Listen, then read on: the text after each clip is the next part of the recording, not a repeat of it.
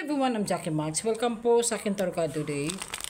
Angel or Coach card po para sa mga Pisces, Cancer, Scorpio. Ito'y pawang gabay lamang po na sa taas ng ating pagtiwala sa ating Panginoon at may pumahindi po sa aking mga readings at hindi po lahat 100% makatugma sa inyo guys. Kung ano po man ang sitwasyon ko, ano pong nakarelate sa inyo guys. Hello po sa mga Crossbuster and hello po sa mga Pisces, Cancer, Scorpio. Kumusta po kayo? Okay, let's start. The Queen of Cups, ikaw ito. Walang gender to, pwede ito lalaki, babae. Kayo po ay lovable person. Pag napigo, sobra talaga kayong parang naapi-api o feeling mo parang na-down ka. Kung kayo po ay may in love. At napaka niyo po, charitable, mapagbigay, maawain, mapagmahal, mapagtiis. At magaling kayo makisuso sa pakisamahan sa mga kaibigan, mga friends. Talagang marunong kayo magpatawa o great sense of humor. Napaka-cool niyo po. Kayo po ay ginagabay ng ating anghel po. Huwag na mawala na pag-asa. Meron kang pinaghihinayang na hindi mo mabibigay sa kapareha mo, sa trabaho ba o sa partner mo. Siguro parang ito ay na-insecure ka. Ito naman, the Ten of Swords, the ending of sorrow. Lahat ng mga obstacle, na mga bad luck o mga lahat ng pinagdaanan mo talaga nalagpasan mo. Tinitiis mo lahat. O po dito guys na may mga pag-aaway-aaway ito sa family side ng person mo, sa side ba sa'yo, o po dito guys na hindi kayo nakanawang sa trabaho, meron ka pinahinayang sa trabaho. It's either po dito guys na negosyo. Po dito guys na tapos ng lahat, ngayon naman ay parang gusto mong bumawi. O po dito guys, meron ka pag-aabalahan, may balanse. Some of you may magkaroon ng kaso, divorce, annulment, tax and bills, may pagbabayaran ka. O po dito guys na mga sa bahay, ari-arian kung ano man ito guys na aasikasuhin mo. Pero to guys, ma-solve ito guys.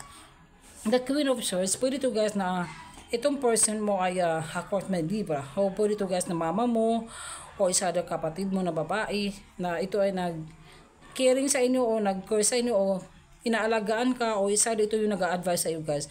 Ikaw palaban ka rin at hindi ka basta-basta. Some of you sa mga Pisces, Cancer, Scorpio at kayo po ay divine guarded ng ating Panginoon po. Huwag daw mawalan na pag-asa guys at kung ano mo yung mga surrounding people na hindi sangayon sa iyo, iwasan mo at think positive lang po. Meron kang pag-aabalahan na pag-aayusin ito sa relationship po dito sa trabaho po o po dito sa any family members na mag-aayos talaga ito. At hindi ka talaga susuko hanggat hindi mo mag-ambawa yung mga tungkol sa mga ari-arian, kung may pagmana sa mga ancestors natin na maayos talaga ito. Ito naman yung manifesting, ito sa Manology Orcus card. Last quarter moon and Aries. Po dito yung person mo na Aries energy. Work through your feelings. Kailangan talaga ay yung feelings mo, kailangan take action. Hindi yung puro ka lang salita na wala sa gawa. Kailangan din naman ay pakinggan mo yung feelings mo, yung naramdaman mo, parang trust your intuition. Ganyan, follow lang. Yung mga malakas ng barbisa mo, kailangan ay pag-usapan ng mga ayos, hindi yung puro na lang puro kang dakdak na wala naman sa action. Ito naman po angelic protection, kayo po ay divinely guarded ng ating Panginoon. Kung some of you sa mga family members, kung ito may nagdarasal, may mga spiritual, o sino ba sa inyo mga religyosa na sa family members, kaya po ay divinely guarded ng ating guardian angel po.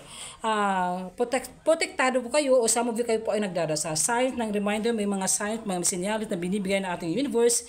May mga paru-paro, mga ibon, kung ano man ito. Siguro guys na may kaluluwa na magpaparamdam sa inyo, gusto magpadasal, o is other na some of you kayo po ay kailangan magdasal o magsimba, kahit katoliko ka man hindi, o meron kayong mga signs na pinaremind sa inyo na kailangan gawin mo to, just follow your heart po. Another Orcus card po ng Angels Card Spirit. Beloved one, Archangel Samuel, I am helping you with the spiritual soulmate relationship. Okay guys. Kayo po ay tinutulungan. Kayo po ay po dito guys na pinaremind ito. Ito yung sinyalis na kung bakit baguhin mo yung mga ugali ko ano ka man.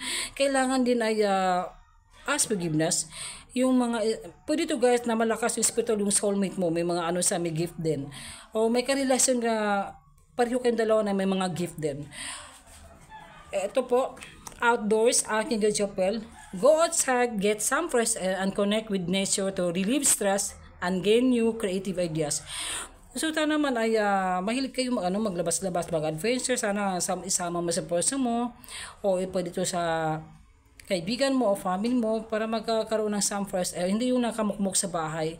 Makikonnect ka sa mga nature na ma-relieve yung stress, yung pain na yan. Be creative ideas po. Yan na po at sana huwag makalimot pagdasal sa atin. Panginoon natin, God bless you po. Bye!